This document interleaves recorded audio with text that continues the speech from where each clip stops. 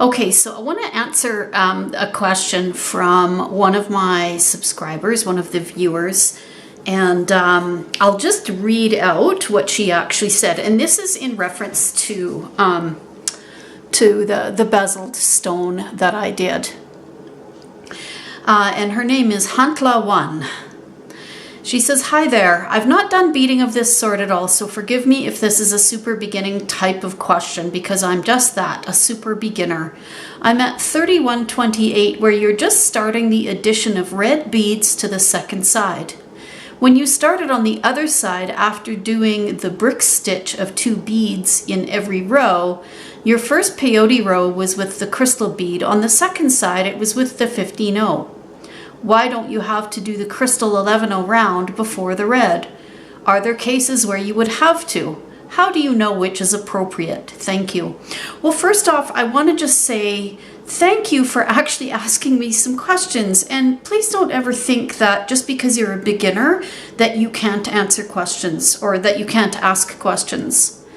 And what I'd like to say about that is that's really why I started this channel.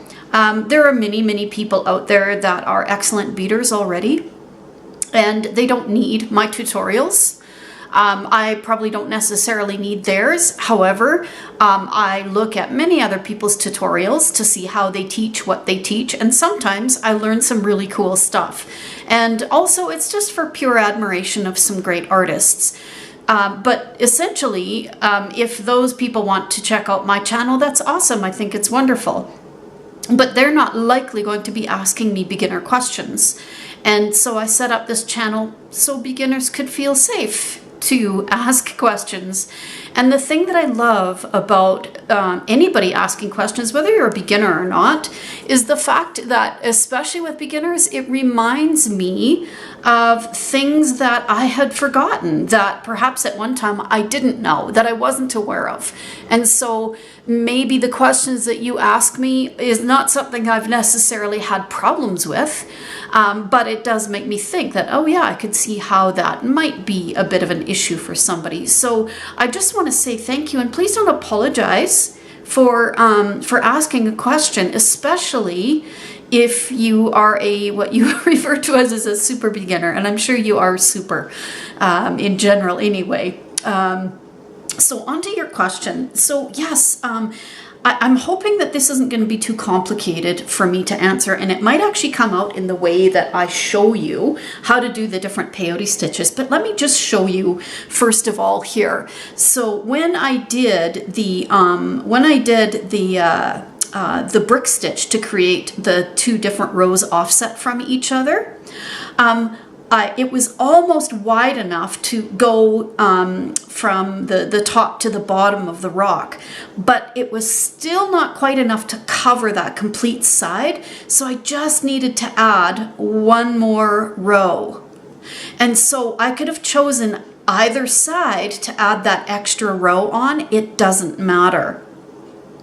I could have actually added a row to one side and then added another row to the other side, but it wasn't necessary because then that would have been wider than it needed to be. So all I was doing was just trying to actually get the width. So you may be able to see here, hopefully. So I've got a row of 3, a row of 2, row of 3, row of 2. So if I would have, let's say I did my row, my extra row on this side. If I wanted to go across to the other side and add another row in, I would have had a row of 3, a row of 3, a row of 3, a row of 3. So do you remember how the 2 beads that were when I brick stitched to get that peyote start? I had a row of 2 and then offset by a row of 2, another row of 2 offset, another, and so on. And so if I would have added another row of peyote in the crystal on the other side, I would have just had a row of 3 offset, a row of 3 offset.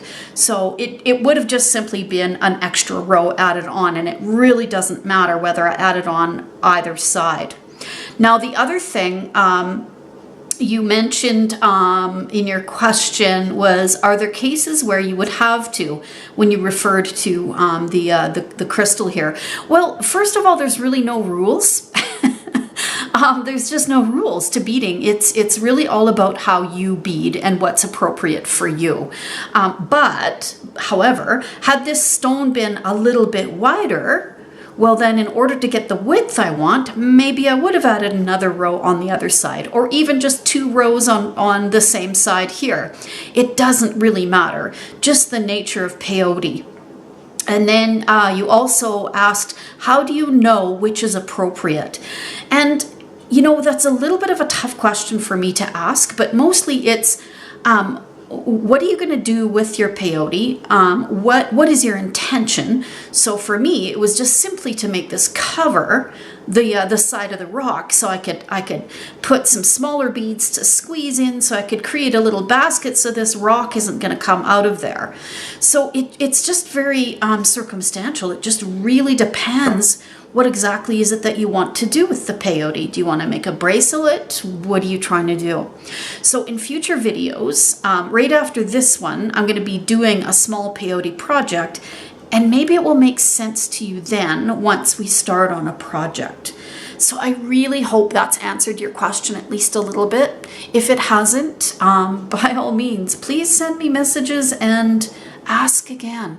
Okay, so I'm going to get on to doing a few different types of how to do peyote start. Now, 2 of them you've already seen, but I'm going to repeat them because I think it bears repeating.